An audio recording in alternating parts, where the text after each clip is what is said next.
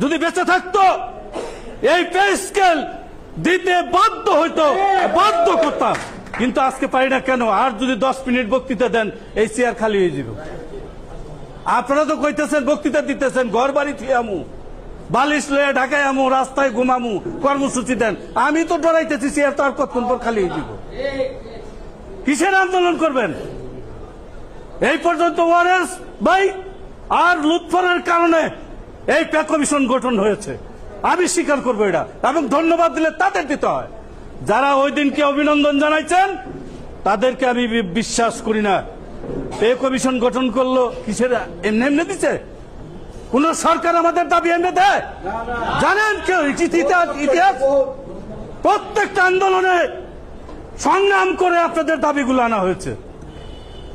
উৎসব বোনাস আদায় করতে গেছি হোসেন মোহাম্মদ এরশাদের সাথে লড়াই করে আমরা উৎসব বোনাস আদায় করেছি।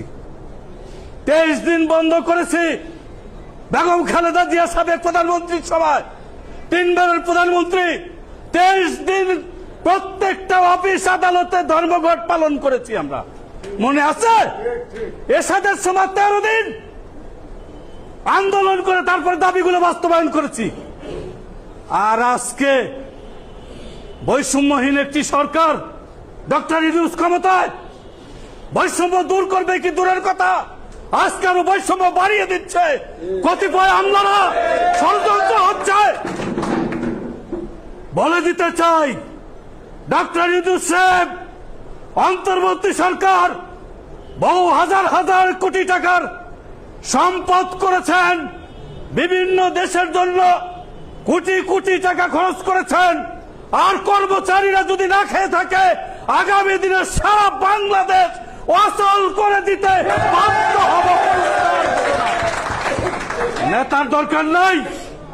যদি সত্যিকার ভাবে বাচ্চাদের নিজের বিবেকের রিজিকের জন্য লড়াই করতে চান, কোন সরকারের বিরুদ্ধে আমাদের লড়াই নয়।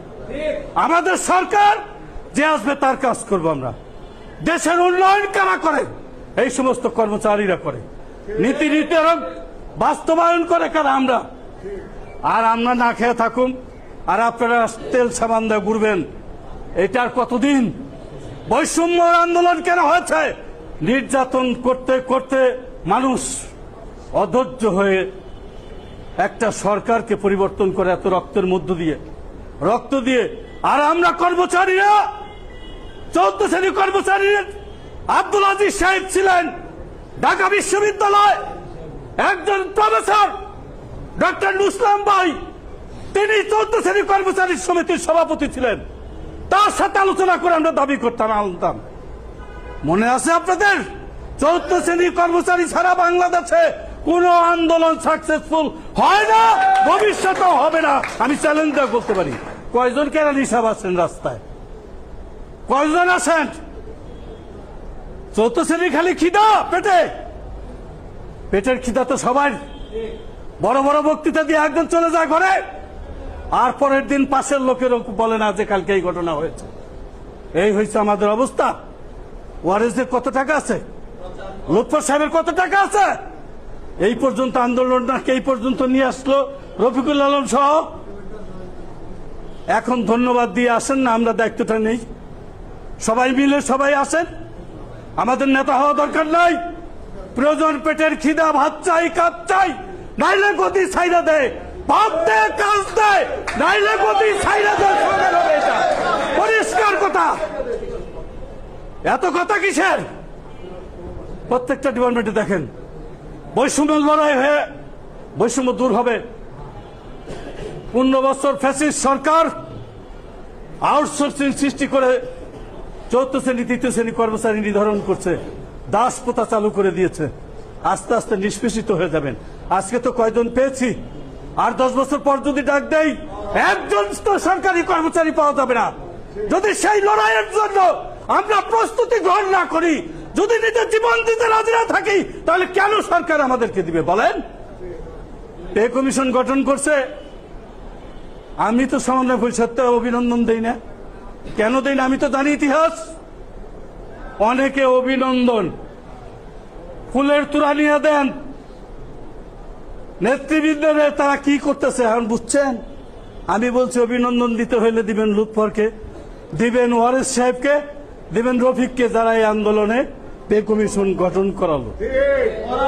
তারা প্রাপ্য। আর বাস্তবায়ন হলে যদি আমরা খুশি হই তাহলে পাবেন আপনারা, সেদিন আমরা অভিনন্দন দিব। দাবা তো আগেই সেরে তুই পে কমিশন গঠন হয়েছে 2015 সালে। ফরসুদ্দিন সাহেব চেয়ারম্যান ছিলেন পে কমিশনের। আলোচনা গেলাম, বলল কি চাই, 6 জন পরিবারের খাবার চেয়েছিলাম। কি চেয়েছিলাম? ভালো কিছু না, জেলখানার আসামি যে খাবারটা খায় সেই খাবার হিসাব করে 22,500 টাকা প্রতি মাসে একজন জেলখানার আসামির খাবার লাগে। এটা সবাই জানেন কিনা জানি না, আমি জানি সেটা। শিক্ষা ভাতা কোথায় থেকে পেয়েছেন? আমাদের আলোচনায় পেয়েছেন। চাইলাম 22,500 টাকা খাওয়ার জন্য, আমাকে দিল 8,050 টাকার, কোথায় দিল 78,000 টাকা। চিন্তা করতে পারেন? তারপরেও নিয়ে দেখছি ফুলের তোড়া দেয়। আর আমি সেদিন রাত্রে প্রেস কনফারেন্স করি, সালাউদ্দিন সেলিম আমি সহ। চিন্তা করতে পারেন অনেক এগুলি করে। তাইলে আজকে বুঝতে হবে আমাদের, আমরা এই কয়জনের ডাকলে তো হবে না। আমরা সারা দেশের কর্মচারীদের ক্ষুধা, এই ক্ষুধাটা আছে কিনা এটা প্রমাণের জন্য সরকার বসে থাকে। আজকে পে কমিশনে আলোচনায় ডাকলো, 15 সালে 6টা সংগঠন গেছি, আলোচনা করছি সারা বাংলাদেশে। আর এবার 223টা সংগঠন জমা দিছে, আরো কয় বাকি আছে, আমরা দিতে পারিনি। তাহলে সরকার তো বুঝতেই গেছে। এই উপদেশটা কি কোন সাহসে কথাটা বলছে? সরকার তো বুঝছে যে কর্মচারীদের মধ্যে কতটুকু ঐক্য আছে। কিরে ভাই, মিছা কথা কই? সরকার তো বুঝছে, বুঝে ওইটা চাইছে। কিন্তু সরকারকে বলতে চাই, এটা যদি বিবেচনা করেন তাহলে ভুল করবেন। পেটের ক্ষুধা লাগলে আগুনকে ভয় পায় না।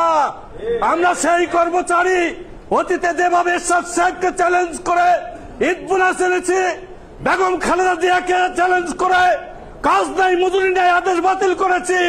ডক্টর ইউনূস সাহেব, আপনাকেও বলতে চাই, জানুয়ারির মধ্যে পে কমিশন বাস্তবায়ন করে ছাড়বো ইনশাআল্লাহ। প্রস্তুত হন সবাই। আমি চলে গেছি, লুৎফর ভাই ডাকে, ওয়ারেস ভাই ডাকে, আসি। সারা বাংলাদেশের প্রতিনিধিরা আসবে সেদিন। শনিবার এসে সিদ্ধান্ত দিবে যে হ্যাঁ আমরা আন্দোলন করব। যার যার জেলায় ঢাকা আসার দরকার নাই। আমরা রাজনৈতিক দলের নেতা কর্মী না। যার যার অফিস বন্ধ করে দিব, যার যার অফিসে কাজ করব। আন্দোলন করার দায়িত্ব সারা বাংলাদেশের সমস্ত নেতাদের উপরে ছেড়ে দেন। সেদিন তারা বক্তৃতা দিক, বলে যাক যে আমরা আন্দোলনে প্রস্তুত। আন্দোলনের কর্মসূচি দিয়ে দেন। দাবি কি? 1 দফা, সব বাদ দেন। দাবি আসেন, জাতীয় পে কমিশন বাস্তবায়ন করতে হবে। এটার মধ্যে অনেক কিছু আছে, আমাদের আউটসোর্সিং আছে, সবকিছু আছে এটার মধ্যে। তাইলে আমার ভিন্ন দাবির প্রয়োজন নাই। প্রয়োজন হইলে আমরা ওই প্রেস ক্লাব থেকে জাতীয় সম্মেলনের মাধ্যমে, প্রতিনিধির মাধ্যমে আমরা 1 দফার 1 দাবি নেতৃত্ব পয়দা করবো ওখানে। ওয়ারে সবাই মিলা আমরা এতজনকে দায়িত্ব দিলাম, এই পে কমিশন বাস্তবায়নের লড়াই করবে। তারা যে নির্দেশ দিবে এটা আমরা সবাই মানবো। ঠিক আছে?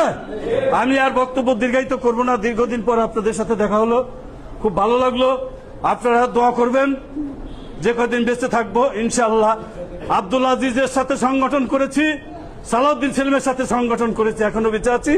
আপনাদের জন্য লড়াইয়ে ময়দানে থাকবো, নেতারা ময়দানে থাকবো।